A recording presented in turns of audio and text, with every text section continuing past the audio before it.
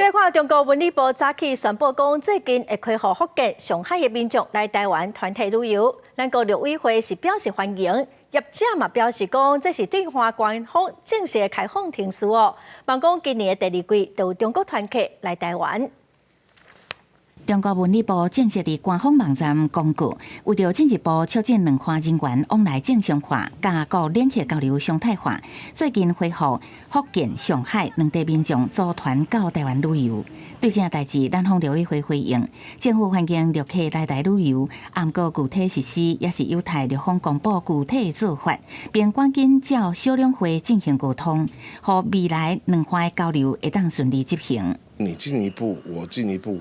相向而行，不要再陷入恶意的螺旋。那这次是人家的文旅部的宣布，照就是以往的有观光旅游的小两会、台旅会跟海旅会，能够进行下一步的这个磋商。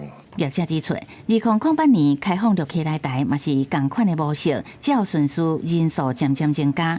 若是咱方也会当解除禁团令，嘛至少也需要2个月至3个月的作业时间，团客才会当正式来台湾。旅宿业者讲，政府开放脚步应该爱较紧的。目前真侪中国客拢是透过第三地中转来台佚佗，那伫台湾停留的时间较短，消费力嘛降低。他可以直接过来的话，可能是1个礼拜。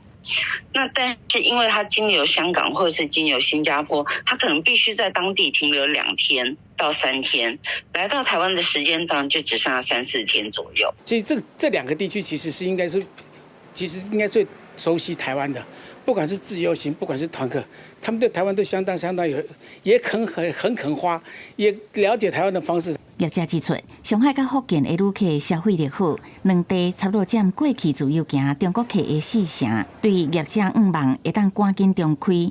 观光署是讲，目前恢复两岸双向对等的观光旅游是政府既定的政策。署长周永辉嘛表示，这是好代志，台湾已经准备好啊。